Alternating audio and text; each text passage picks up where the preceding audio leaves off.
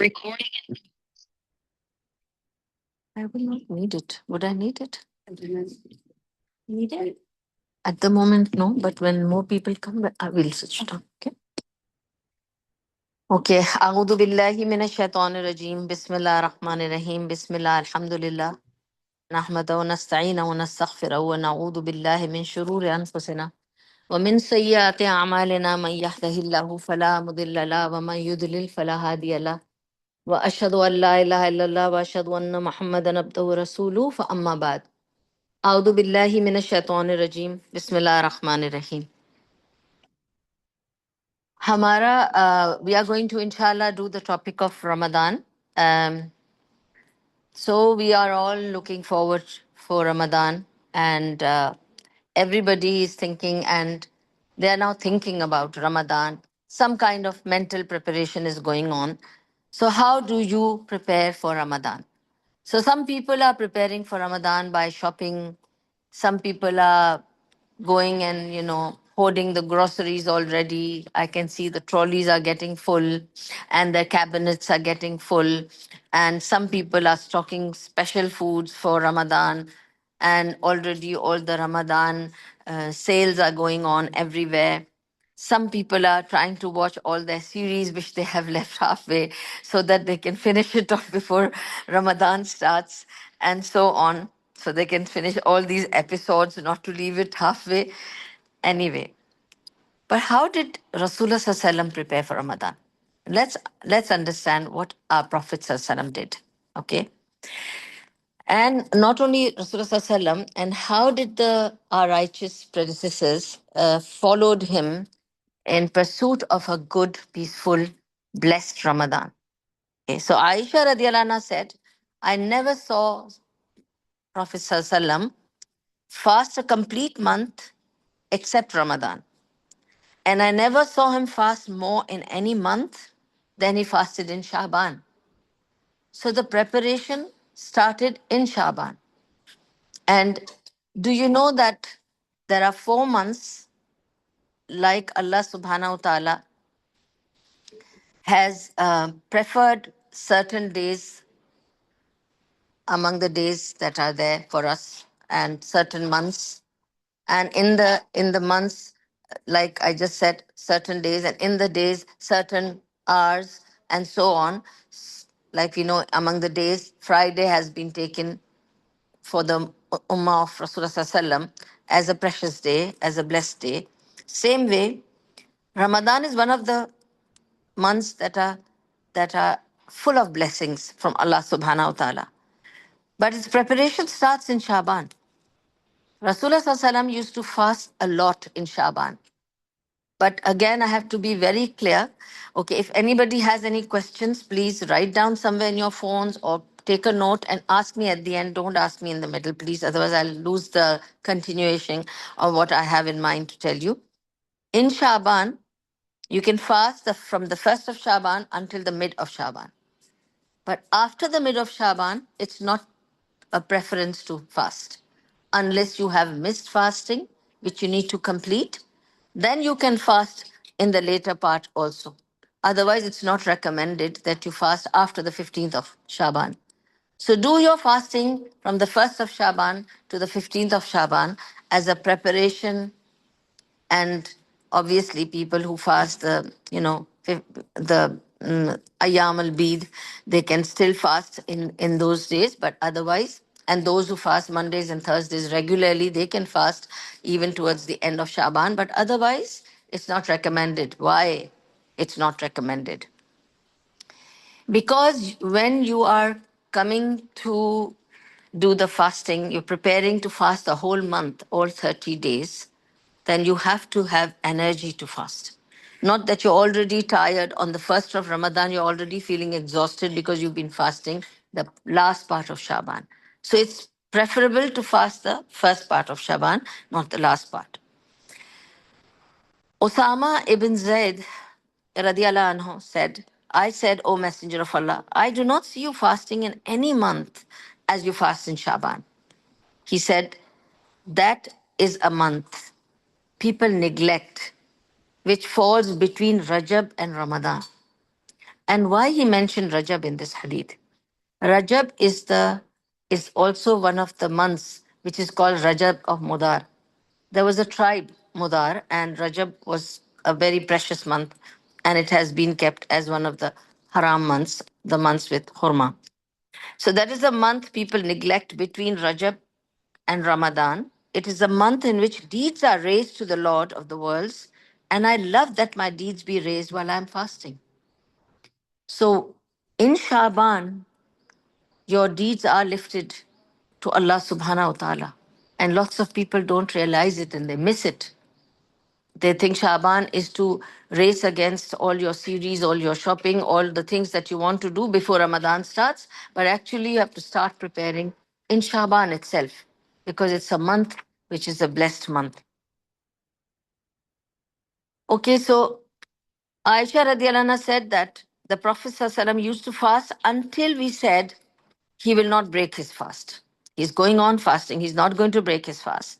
And he used to not to fast until he said he will not fast. And I never saw the Messenger of Allah ﷺ complete a month of fasting except Ramadan. And I never saw him fast more in any month other than Shaban. And this is from Bukhari and Muslim. Some of the scholars mention that one of the reasons is that this fasting is like the sunnah prayers offered beforehand, before your fard prayer. How you pray your dhuhr, how you pray your fajr. You pray two sunnah, two fard. That's your fajr. How do you pray your dhuhr? Two sunnah, four fard, then two sunnah. That sunnah nawafil that you pray in your prayers, in your salah, like that, the fasting in Shaban is like that. And even the other ibadah, your charity, your reading of Quran, you have to start preparing for Ramadan. So you start your recitation from Shaban. Subhanallah. And for reciting Quran, Salama ibn Kohel said, it was said that Shaban was the month of the Quran readers. So it's for the people who will read Quran. When Shaban began, Amr ibn Qais would close his shop and free his time for just reading Quran. He will make sure that he has spared his time just for reading Quran. And Abu Bakr al-Balkhi said, the month of Rajab is the month for planting the seed. Okay? And the month of Shaban is the month for irrigating the crops. And when you irrigate the crops and the month of Ramadan comes, it's the month of rain. Rain is a blessing. It rains and then you can harvest at Eid. That's how it is. So it starts from Rajab and then Shaban and then Ramadan. He also said that the likeness of the month of Rajab is that of the wind, and the likeness of Shaban is that of the clouds, and the likeness of Ramadan is that of the rain. That's how it is. So you are putting your seeds in Rajab, and then you're watering it in Shaban, and then you are going to have the rain and grow it in Ramadan. Subhanallah. So, how to prepare for Ramadan? So, let's come to how it all starts now. We've done Rajab and we've explained the importance of Shaban. And then we come to when and how we start Ramadan. It starts from sighting the moon. We all know that we will all be excited to know when it's going to be, moon will be sighted. But I want to just highlight the point here. The sighting of moon, we are very conscious about it, especially for Ramadan or for Eid, because it matters. We are going to start fasting. That's why we are so conscious about the moon sighting. But we should be conscious about moon sighting every month. And there is a dua for every month when the moon is sighted. You have to make that dua to make the month blessed for us. Okay? So when we sight the moon and when it is confirmed, okay, and again sighting the moon is farde kifaya, it's not farde ain. So there are two things for the Muslim ummah. Certain actions is farde ain. That means um, everybody has to do. Like salah, it's farde ain.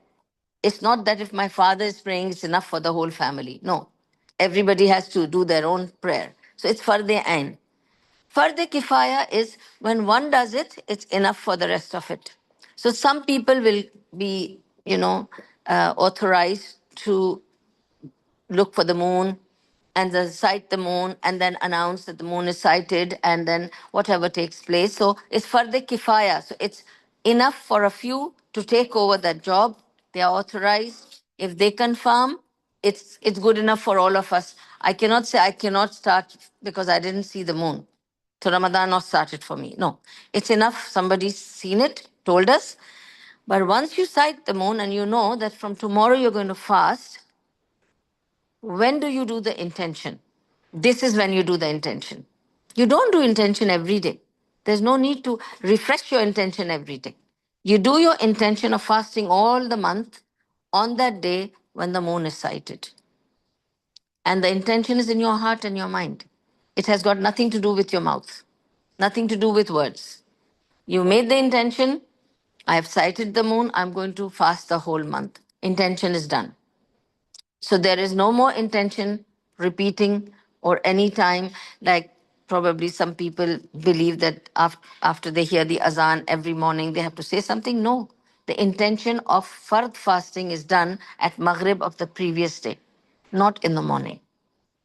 So if you know that you want to fast and you've decided and you've intended to fast, okay, it has to be done at the Maghrib time when you hear the moon sighting is confirmed. And once you've done the intention for the whole month, it is enough. If you're doing missed fasting later on, so I have to just explain that. How do you do the intention for that? For the missed fasting, what you do is you will do your intention at Maghrib of previous day.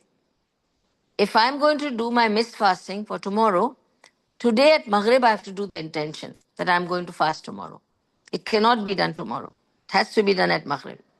Because at Maghrib, the day has shifted.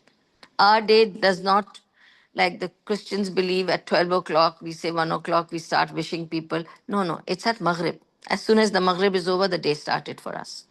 So, intention is done at Maghrib. What happens after intention? Then you are going to do your salah, your qiyam, because it starts one day before. You know that. Next morning, you have to do your suhoor. How important is the suhoor? Rasulullah SAW said that the blessing of the fasting is in suhoor. So those who miss out the suhoor, they miss out the blessing of fasting. Allah has placed the blessing in suhoor. Whether you do the suhoor with just one date and a sip of water, or you just take a glass of water with the intention that this is my suhoor, that's your suhoor. But suhoor is important.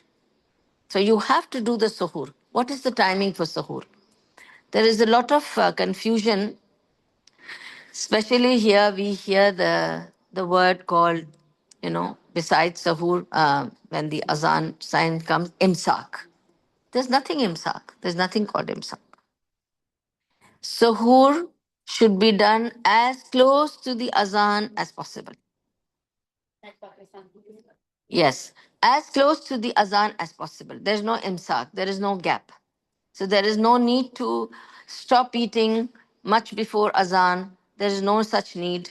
You can eat until you hear Allahu Akbar and you stop eating or stop drinking. Okay?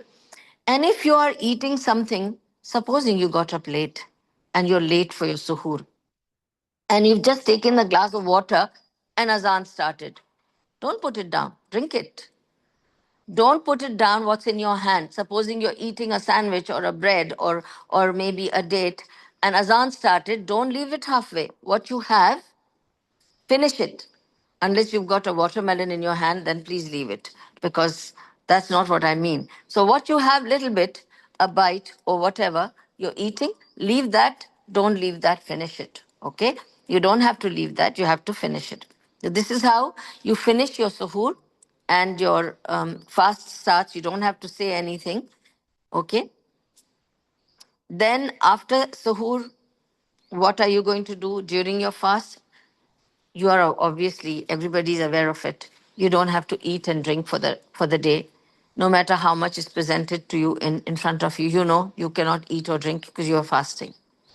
But fasting is not just for eating and drinking. the fasting of nafs, the fasting of your soul. Without that, you're just doing faqa. It's not rosa. Then you're just starving, not fasting. There's a difference between starving and fasting. If you really want to fast, then you have to fast for the mouth, not to utter things that are not liked by Allah subhanahu wa ta'ala. No ghiba, no backbiting, no complaining, no getting angry. Control your temper, control your tongue, and that is why your fasting will be completed. So, this is the fasting of everything, your tongue, your temper, and everything. What about iftar then? So, when you come to iftar, iftar has to be done as soon as you hear Allahu Akbar.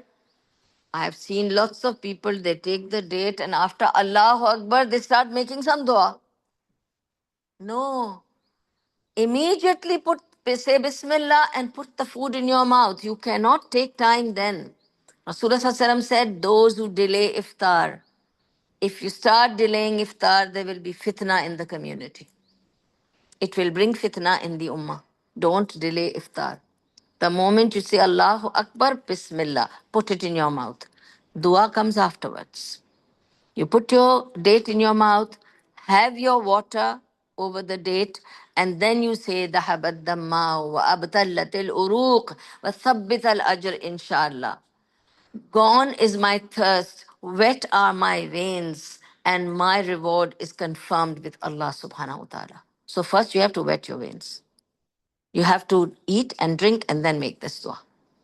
Before you break the fast, just before you break the fast is the time of dua, because Allah subhanahu wa ta'ala says that fasting is something I will reward my slave for.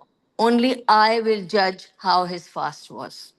Because only Allah knows what all thought process or what all sights we have had, what all, you know, things we have spoken. Allah knows how good our fast was and how many holes it had. So only Allah can give you the marks for that. And Allah will reward you for that. So Allah subhanahu wa ta'ala says, when a fasting person is about to break his fast, before he breaks his fast, it doesn't mean after the azan. It has to be before. Sit down, make your dua. That's the time your dua is answered.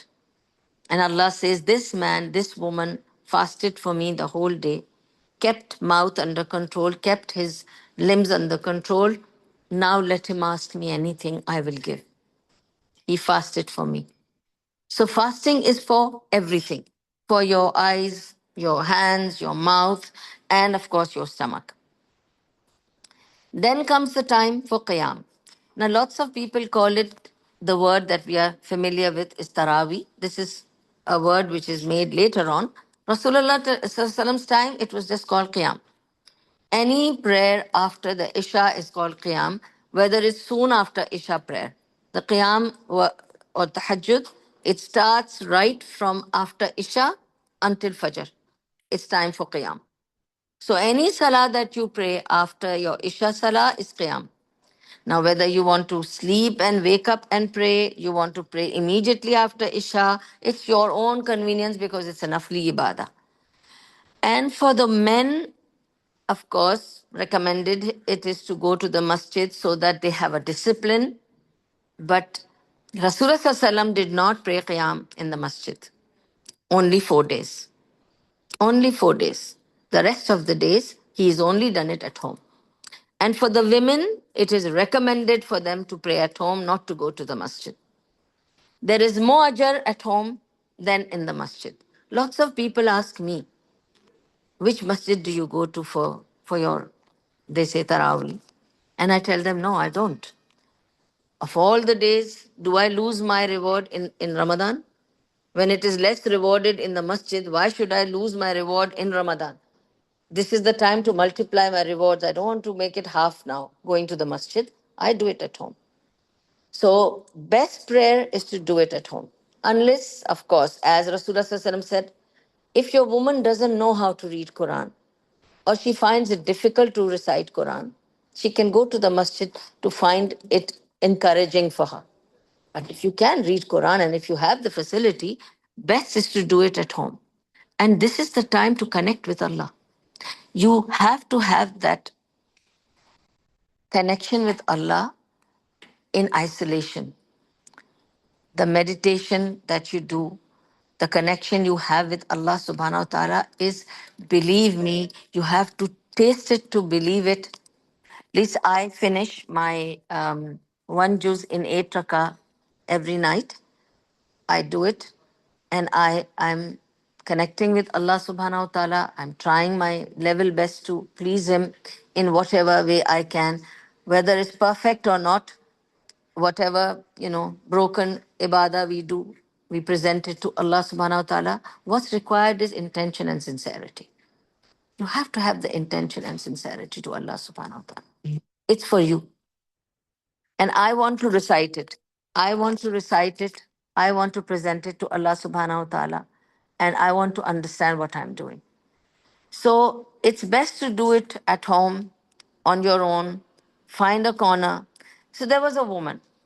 When she heard Rasulullah Sallallahu Alaihi Wasallam saying that the best and more rewarding is at home, not in the masjid, but she said, Ya Rasulullah Sallallahu Alaihi Wasallam, I like to pray behind you.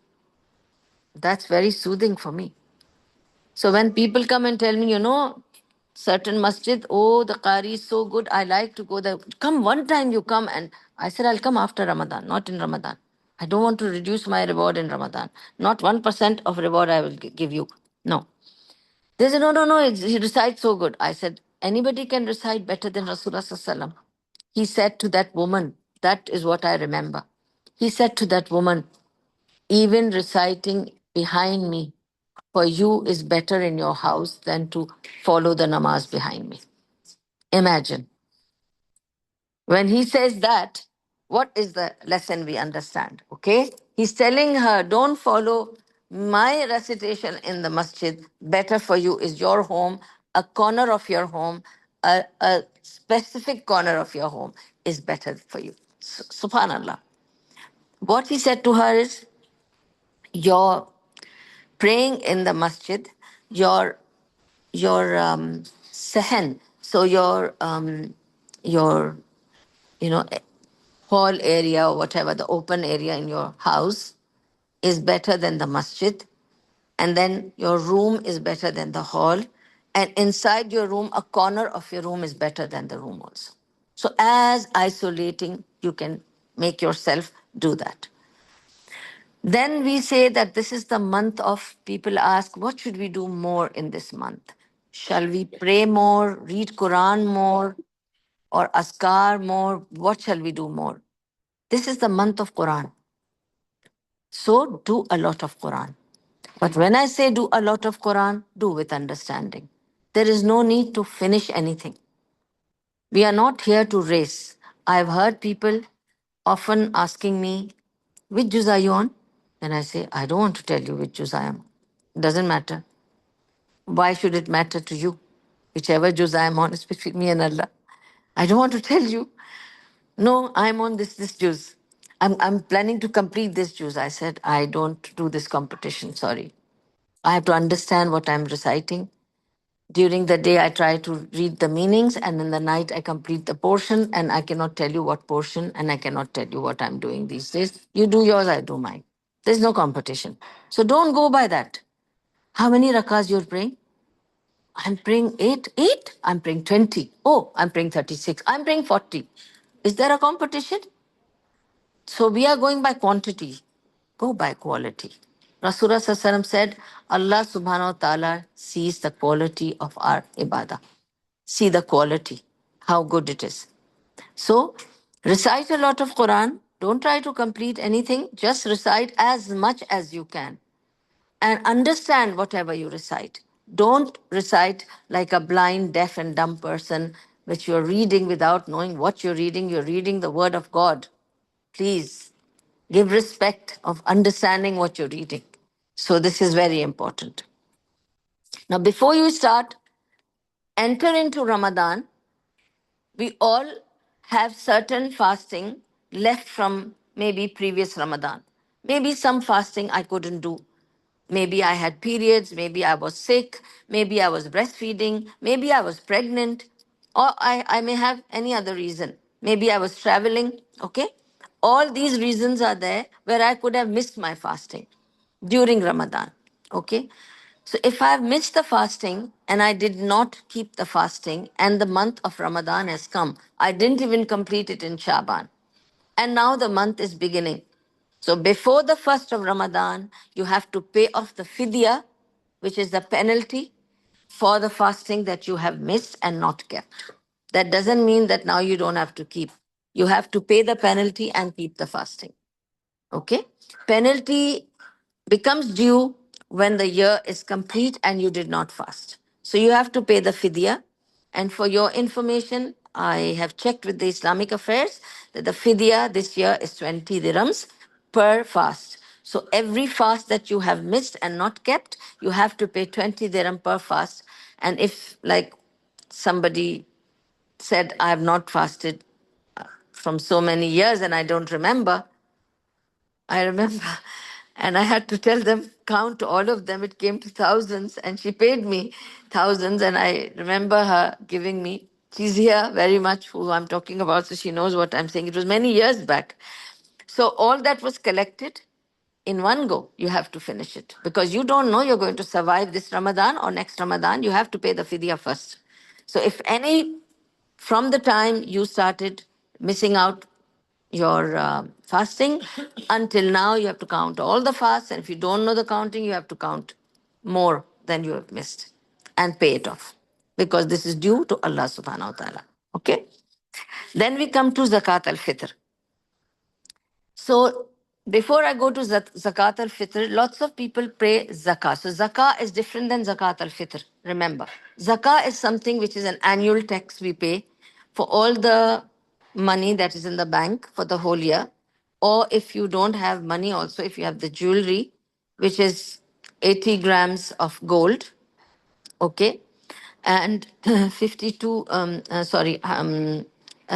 yeah, 80 grams of gold approximately. You have to calculate the amount of money with that and pay 2.5% of the tax which is due on you.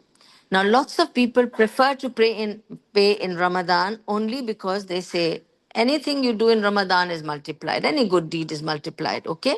But remember, there may be some amount which has not completed a year. That's why we don't fix the month. Okay. Like, for instance, if I have to give my zakah, or when I used to give my zakah, I didn't give it in Ramadan. I used to give it in Muharram because Muharram is also one of the haram months. Okay. There are 4 months which are sacred months. Muharram is one of them. Okay. So there is Ziqad, Zilhaj, Muharram, and then Rajab of Mudar. So these are the sacred months. So you can give in any month you want. But you have to remember there are different amounts of money coming to us at different times. Keep a date of that so that you know when that year is over for that. And you can give your zakah in advance. Okay, this amount has come to me. It's not yet been 1 year, but Ramadan has come and I prefer to give it now. Okay, you can give it in advance, but don't give it in arrears. Don't make it late because then it'll eat you up. Okay, so zakah has to be paid every year, depending on, there's a full chart of zakat which I had made and sent to all my classes. If anybody is interested, I will post it to Sabah and Sabah can share it with you people. It's a full chart of how to calculate zakah. So you have all the columns there, where if you have business, if you have products, if you have animals, or there are lots of categories. Like when I used to live in my villa and I had my own date trees, the dates used to come out, maybe sometimes 20 kilos used to come out of, because there were 3 trees, and I had to give zakah for the dates also. So I used to take out the zakah of the date and then distribute the rest. So there is zakah for many things. So I'm just giving you an example of the dates, okay? So be cautious of that. Then what is zakat al-fitr? So zakat al-fitr is not like zakah. Zakah is the annual thing. What is zakat al-fitr? We all know we call it fitra, or we call something like this that we have to pay just before going for Eid Salah. It starts from the 27th night. So Zakat al Fitr cannot be given before the 27th. It's not calculated as Zakat al Fitr then. It has to be after the night of 27th. Okay, that means Maghrib of 27th, it starts. From 27th Maghrib until the Eid Salah in the morning, it has to be given. And it should not be given as money, it has to be given in terms of the grains and the staple diet or the grains according to the country. Like here, mostly it is rice. So you will find Zakat al Fitr rice bags available in all supermarkets. Very soon in Ramadan, they'll start giving it out. Okay. So each one, it's about 5 kg. So you have to realize either you take those bags, and if you know the poor families, go give it. I've done that here many times. I remember one time I've spent the entire night of Eid in I don't know which areas. I was in Ajman, then Sharjah, distributing the rice bags. I reached home at just 4 o'clock, just enough time for me to take a shower and go for the Eid Salah. Okay, I was told off from my family that this is the way you do your Eid night, but I had to do it because it's a burden on me. Now I do it another way, but I'm just telling you, you have to be conscious and give it out, okay? Now what I do is I start doing it from the 28th onwards because 27th evening you can start distributing. We know the poor families. We take the money from people. We buy the rice bags because we know it's easier to buy it and reach it to them. And we do that, and that's how the Zakat al Fitr is given. Now, why is it given? And by the way, just to inform you, this year Zakat al Fitr is 25 dirham per person. Okay? 25 dirhams per person. If you are pregnant, then you have to calculate the 25 dirham for the fetus as well, because it's a living being inside your stomach. Even for that, you have to pay Zakat al Fitr. But why is Zakat al Fitr paid? Has anybody had an idea? It's, yeah? Uh, you can say it's a kufran of that. We have done anything in this one. No, it is, no, I'll tell you. It is for, but you are very close to that, subhanAllah. It is basically a penalty for anything wrong spoken during your fast. Yes, that's all. If your mouth was involved in any kind of riba, any kind of rubbish that you've spoken bad about somebody, it is to clear that you are paying as kafara for that. Kafara was right, but the reason you gave was not. This is the reason. It is from your mouth what you've said bad in your fasting time. You are paying it to clear that. So that's why Zakat al Fitr is paid. Okay? So that's why even for the fetus you pay, because when you speak, it affects your fetus as well. Okay? That's why it is paid for the fetus as well. Again, explaining it to you that just like Qurbani and Fitra, it is for the living, not for the dead. So don't start asking me questions like, can I give it for my father and my grandfather? No, it's not for them. You give sadaqah. So the next thing that you do during Ramadan, very important, is charity. Zakah, I told you, Zakat al Fitr, it's all something that has been already assigned. Okay, it is given. You have to give. But what is not, it's not compulsory, but voluntary is charity. How much sadaqah you give, excuse me, every day you must give sadaqah in Ramadan. This is what I'm just what I do, I'm preaching it. Okay, so I'm just telling you, I've taught this to my children. I would keep an envelope every day. I would tell everybody to put something in that every day before they go out for their qiyam. Today's, put it. Again, today's, put it. So that we can help somebody at the end of the month, but we will collect it here. Every day, give sadaqah. Please, every day give sadaqah. It's not a big deal if you have to give 5 dirham every day, put in an envelope. Okay? You can even say 5 dirham for my whole family if you can't afford. It is all Allah has given you. Allah again and again says in the Quran, give from what I have given you in the way of Allah. Allah reminds us that it is not yours. Don't think it is yours. You didn't earn it, I gave you. Allah reminds us in the Quran. Again and again, Allah says in the Quran, His words are that what I have given you, the wealth, the mal, from that spend in the way of Allah. So don't think the mal that you have, the wealth that you have is yours or you earned it. No, no. You have no capacity to get anything unless I give you. When I've given you, I want you to give forward. Okay? And that's how it is. Subhanallah, in Ramadan, especially, you should try to do this every day. Give sadaqah for yourself, for your family. I've told you, even 5 dirham, 10 dirham, whatever you want to, make sure that you do it every day so that you don't miss out the the the time of giving sadaqah. And this is the time to give sadaqah on behalf of the people who've passed away to the other world. Okay? So I'm also just giving you when I'm saying my example is not anything to do with, I'm not good or bad, or it's just to give an encouragement. Like if I say, I can do it, maybe you can do it. Okay? If I'm playing badminton, you can try playing something. It's like that. Okay? So you can try sending something like a iftar to a masjid and something like that. During the last 10 days, I used to sit for etikaf in a masjid. And etikaf cannot be done at home. So if anybody has this, wrong notion, please remove it. If you are in a country or in a place where there are no masjids holding etikaf for the women, then very sorry, just pray the normal prayers and be happy because Allah knows that you don't have the facility. But there where there is facility for etikaf, you can only do it in the masjid. Etikaf cannot be done at home. Rasulullah Sallallahu Alaihi Wasallam's wives made that mistake.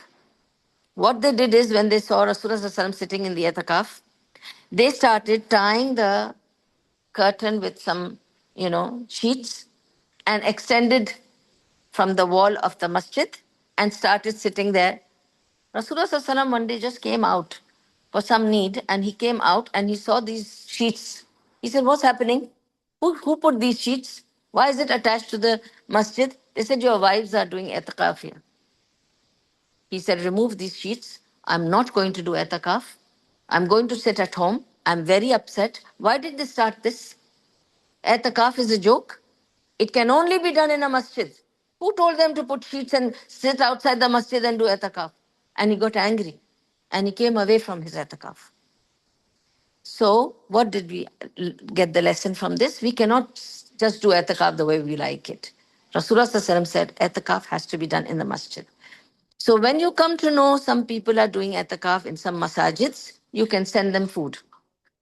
I think you'll remember, Farheen will remember when I was doing etikaf, I used to tell her about these things that one day in etikaf, there is one sister here who was also with me in etikaf, and she would remember that both of us were there and everybody thought it was Laylatul Qadr evening. And we were doing etikaf for the all 10 nights. And when the Laylatul Qadr night came, we thought today more food will come because it's Laylatul Qadr. So we were all expecting more food will come. At Sahur time, nothing came from nowhere. Everybody thought, you will think she's sending, she's sending, she's sending. Nobody sent. And there was no Sahur. And I think Samreen will remember how we were looking into our bags and seeing if there is a date, a biscuit, and we said, put everything on the mat here. So there was one biscuit, one piece of bread. From the previous iftar, somebody had kept it in the bag and there was just nothing. So half date I ate, half she ate. Water was there. We just decided to just have water and we fasted. There was no sahur. And when the iftar time came, there was no iftar. So after, and we are not supposed to call home. Etikaf doesn't mean you can be on phone with your family and say, "Oh, this is happening." No salam also. If somebody gives salam, you're not going to say walaikum salam because you're in etikaf. No conversation. So I cannot call my family home and say, there is nothing to eat. Can you bring some food? No, this is my naseeb. I'm in etikaf, I can't call home. So somehow I had next day or something, I think the last couple of days were left still, but I had my period, so I had to come out of the etikaf. But my daughter was still there. She was small. I left her with her and I came out. And because I came out, I said, I'm going to provide the food and tea every day for Sahur as well as Iftar because I saw what happened. And then I told all my group, and then I remember Farheen also once gave. So I used to arrange the Sahur and Iftar for the masajids and reach it to them, asking. And we were 70 people in the masjid for your kind information. With that little bit, we could not have, even had half of anything or a bite of anything. It was just, we had to just manage it. Subhanallah. So think about people who are doing etikaf. And if you can do etikaf, very good. And etikaf can be done for 10 nights, one night, 1 hour, is up to you. It can be done. Okay? So it's not restricted. Okay? So I've given you all these. Then there are specific rulings which are for the women, which are worth mentioning because lots of people go through it. So I'll just mention the important ones. Okay. Basically, if you come to know that you have, if you feel you're having periods, you feel something is flowing, but you did not go to the toilet. Okay. You did not get to go to the toilet and you did not see anything. So Azan happened, Maghrib happened, you finished your iftar, then you went to the toilet and you saw that you have had your periods. So is the fasting counted? Yes, because you saw it only after iftar. You did not see it before iftar, so your fasting is valid. If you see it before iftar, even if it is just 1 minute before the azan and you went for doing wudu and you saw it, your fast is gone. You have to keep the fast again. You've broken your fast. Okay. Now, what happens to a woman who's had her periods and she thinks she will be clean tomorrow? Sometimes, we don't want to miss too many fasts. So we are always eager to know, I hope that I'm clean tomorrow. I hope I can fast tomorrow. And you see in the morning, nothing, it's clean. So what should you do? You're not still sure. You can start fasting. Okay. And keep a check on yourself. If nothing happens, your fast is valid, and during the day you can take your bath, no problem. Okay, your fast is valid. And if it comes, then okay, it's not valid. That's all. But if you started fasting and you've not taken a bath because you were not sure, it's okay to take a bath even in the afternoon, even by asar. It's fine, no problem. Your fast is okay. You take a bath afterwards. Same thing for a woman. I hope they're all married women here, so it's okay to mention. And even if those who are not married, they will learn. It's okay. That if you have slept with your husband and you have not had the chance to bathe, so you've not done your ghusl, and there is not enough time, you just wake up and you realize it's enough time for me to quickly do my suhoor. If I take a shower now, I'm going to miss the suhoor. Have your suhoor. Have your suhoor. After suhoor, you can go and take a shower before fajr so that you don't miss your fajr. But you can start fasting in pure condition as well. Both things I've made it clear to you. Okay. Now, if a man forces a woman to have sex with her during fasting, if he's forcing himself and she's sleeping and it is happening and she realizes and she's not able to push him back, then it is his mistake. He will pay the kafara, not the woman. It's not upon the woman because she did not initiate it. She did not respond, but it happened. So it's not upon her. But if she initiates and they both have initiated and they both have fallen into error, then they both have to do the kafara. And what is the kafara for that? I think mentioned many times in my Ramadan dars, and maybe lots of people don't know. Nowadays it's more expensive than before, as I always say, because it's quarter gram of gold. Up gold is very expensive, so be careful now, okay? Don't fall into such errors because you have to pay. So whatever the gold price is, you have to remember 1 gram of gold, half gram, quarter gram, that is the kafara. I think it's half gram of gold. You have to pay as kafara for falling into this error, and 60 people to feed. Okay? So this is the kafara if you fall into this error. And why um, this is important to mention, because maybe we are all very conscious, but these are some things people can fall into an error. It's not something nobody plans, but if it happens, there is a way to deal with this. So this is why I'm explaining this to you. Okay? So these are the things that everybody should learn.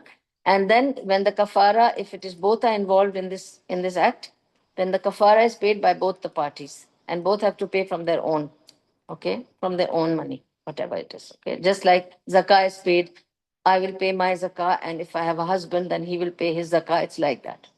He doesn't have to pay my zakah. If he pays, he's good-hearted, kind man, good for him.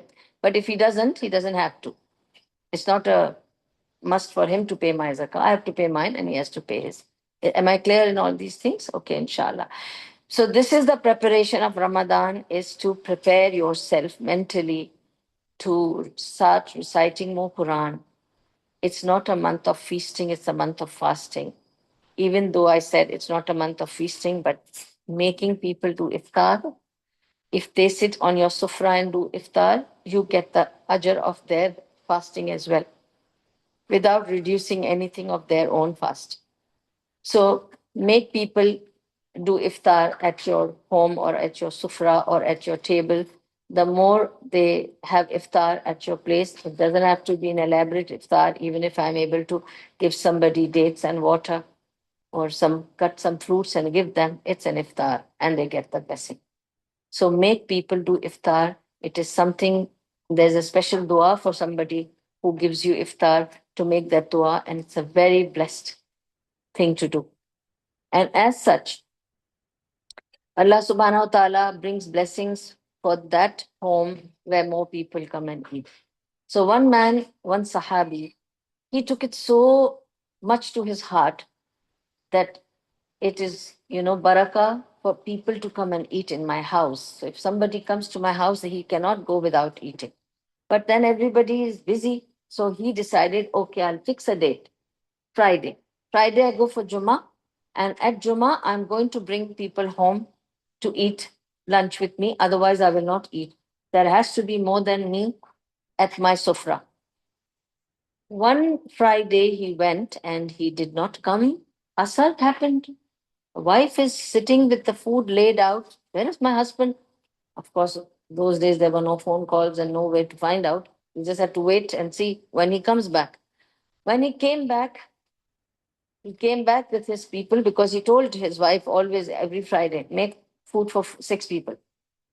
So she would always make more food on Friday. But he didn't come. When he came after Asar, she said, I was worried about you. What happened? Why delay? He said, this Friday, everybody left early. As soon as they finished, they all had different commitments. And I didn't want to come home alone. So I waited for the Asar Salah. When they came, I brought them now. Now we will eat food.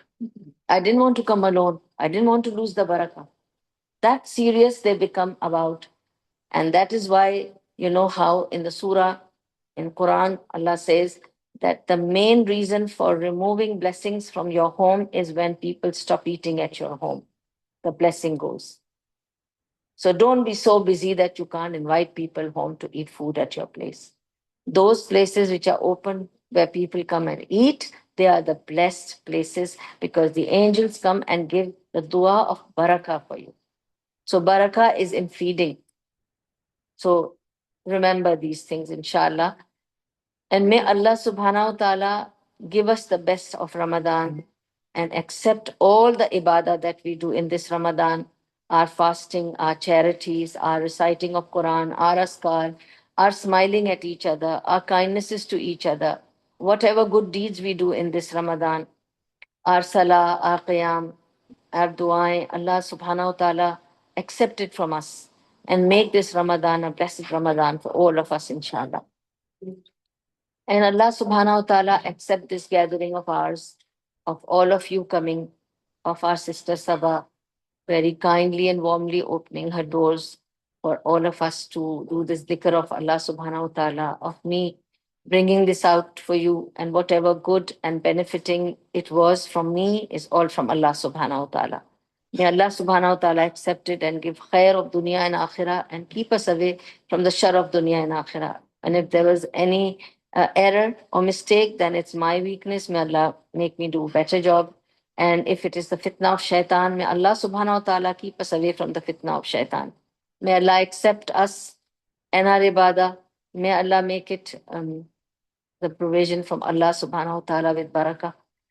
And may Allah subhanahu wa ta'ala bless this home and everybody who lives in this home and under this roof, everybody who comes and goes from here, everybody who eats here, everybody who happens to even pass by from here. May Allah bless them with afia, with khair, with health, with prosperity, with peace. And may Allah subhanahu wa ta'ala bless this home and the family and all of us who are present here and all those who couldn't make it. May Allah bless them too.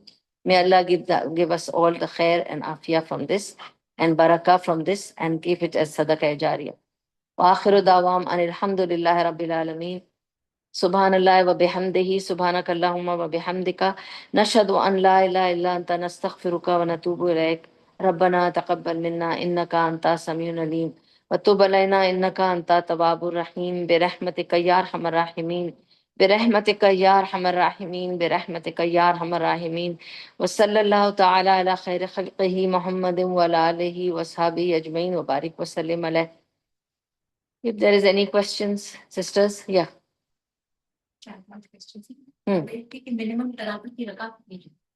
Acha, good question. I should have covered that. Okay. So, how many rakas of Taraweeh do we have to pray? First of all, Taraweeh is something, as I told you, is something that was made up later on.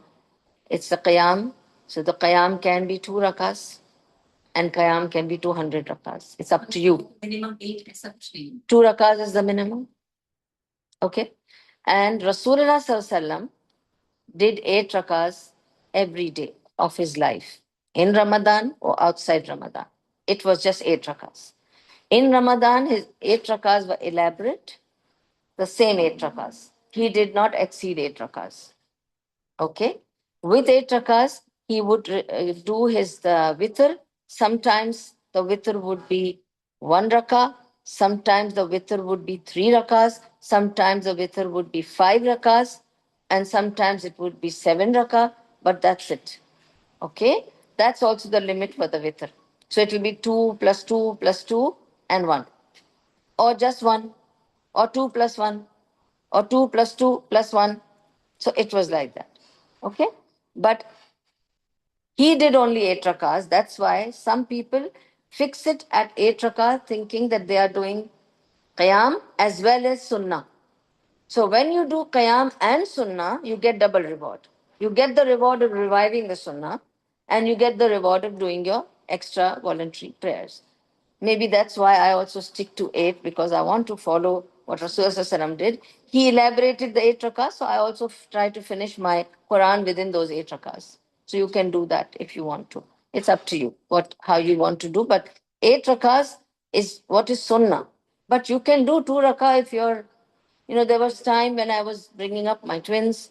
It was difficult for me to do, and I used to find it very hard because I was so used to doing my, qiyam in a certain way.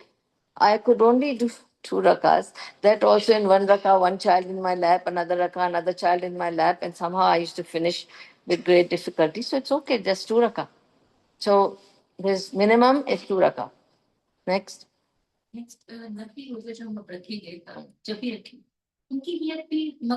No.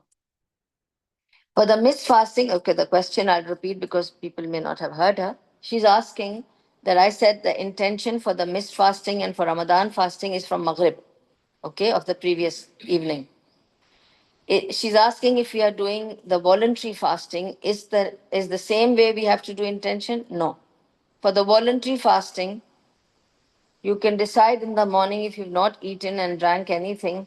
Let me fast today. I've not taken anything since morning. You can fast because it's voluntary fasting.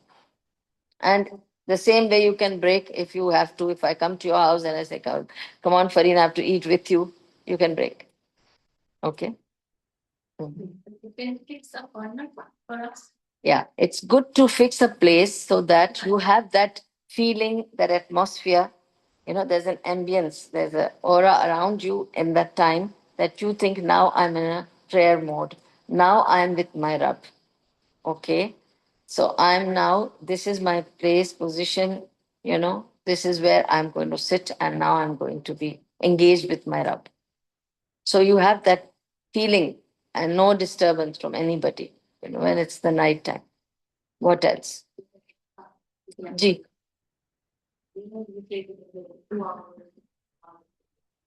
Sorry? हाँ. नहीं, you can do your niya. एतकाफ के लिए niya is ज़रूरी. And once you do the niya of doing etikaf, once you enter, then you have the restrictions. No talking, no phone, no receiving, no salam dua, no hello, hi, no how are you and I'm fine, nothing. Quiet. Stick to only your ibadah. Okay? So you quietly do your time there, and when you finish, you come out. That will be your etikaf. I have to make a niyat if I'm going for 1 hour. Yeah, of course. That's why I'm telling her, you have to do the niya, and you may finish that period of time, then you come out. You can do one night. Supposing you want to finish everything and just go and sit there one night, I'll come back in the morning. So you do suhoor there then. Finish your suhoor there, because then it becomes compulsory for you to do suhoor who are in etikaf, and then you can come back. My etikaf partner is here. Me and her, we have done etikaf many times. So Alhamdulillah, Alhamdulillah. Me, my daughter, my son, my children, we all used to do etikaf, and this is how you, if you do, your children will learn, and they do, and it's good for us. Believe me, it gives you such a good time to just be on your own and to rethink everything about you, about life, about your purpose, about what you've achieved and where are you going. And it revives everything perfectly. When you come out a different person. Yeah, you can read Quran. You can do your extra nawafil, how much you want to do, what you want to do askar, make duas. Make a lot of duas. Among us, there used to be one Sudani lady. She had, Samir, what did she do? She had put some kapra around her, no? She put one stick, okay? She just put one stick, and she put her shawl, maybe her shawl or dupatta or whatever. She put it around that. She made it like a tent for herself, small tent, and she would sit inside. And if we just go to call her for food, no, because we don't talk, so we just do like this, and we tell her, come for food like this. She would just do like this, don't disturb me. She felt that it's going to be disturbing, because she's so engrossed with Allah subhanahu wa ta'ala. She'd be crying, and each one has got their own way of connecting with Allah subhanahu wa ta'ala. But you need to have that time. Ji. Huh. Good question. Very good question. Barakallah fiq that you asked me. Actually, the case of witr is like this, that if you are already intending to do more salah in the night after Isha, then hold your witr and do it at the end just before Fajr. Okay? But if you think you might sleep off, you might not wake up, so do your witr. And if you still wake up, you do your nafil without witr. Witr is only one time. So you can do witr and still do your salah. Doesn't mean that if you've done the witr, you can't do more nawafil. You can do more nawafil. But it's better to hold it to the end. But if you happen to go to the masjid, or if you happen to attend, a salah in congregation, then don't break it and come before witr. That's also wrong.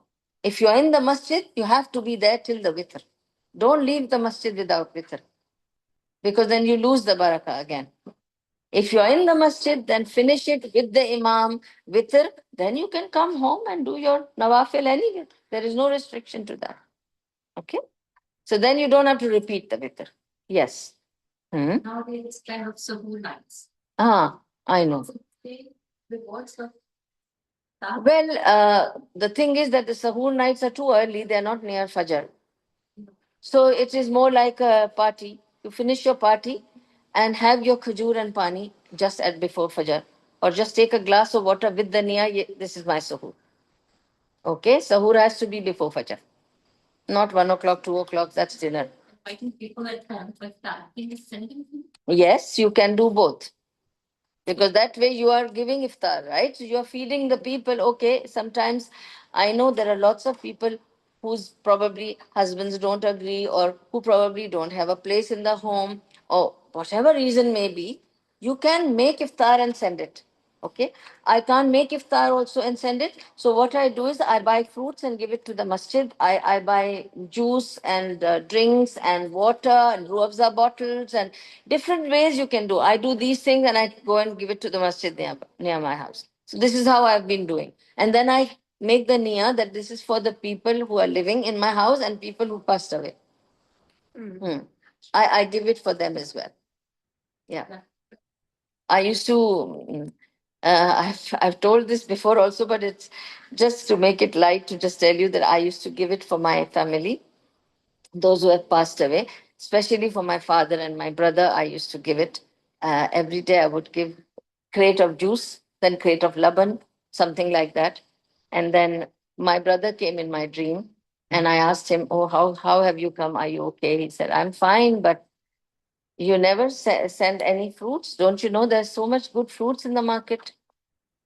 I thought, okay. He said, "Yeah, I drank, but it's only drinks." So the next day I said, "Please bring a carton of bananas. I have to send it to the masjid." So I started getting bananas and apples and I sent it to the masjid. Okay. And then again dreamt of him. He said, "Now it's nice. The fruit was good. So they receive it." Okay. This is also a way to know that they receive it. SubhanAllah. Hmm. Okay. Yeah, sure. The other day there was a discussion going on in a gathering. हाँ. जो gold हम हर रोज पहनते हैं उसके ऊपर ज़कात नहीं है. Is there anything like that? नहीं. There is a controversy. This is a new concept that has now come. But agar aisa hota, so how do you define that hadith where Rasulullah Sallallahu Alaihi Wasallam told Aisha radiallahu anha, "You're wearing a kara." She was wearing a big bracelet in her hand. He said, "You're wearing this big bracelet. Have you paid the zakah?" "I don't have the means to pay the zakah for this. It will burn you, so remove it." So she was wearing it. If worn jewelry did not have zakah, he would not have told Aisha radiallahu anha, "Why are you wearing this? I cannot pay zakah for this kara. Give it out." Okay? I thought it is for the first time also. I never knew this. So I thought every piece of jewelry which is there with you, which you possess, whether you wear or you don't wear, is zakat eligible. Okay? Okay. Anything else? Anybody wants to ask? Any other question? Okay then. Okay. Subhanallah wa bihamdihi. Subhanakallahumma wa bihamdika. Nashhadu an la ilaha illa anta nastaghfiruka wa natubu ilayk. Jazakumullahu khair. Assalamu alaikum wa rahmatullahi wa barakatuh. The recording will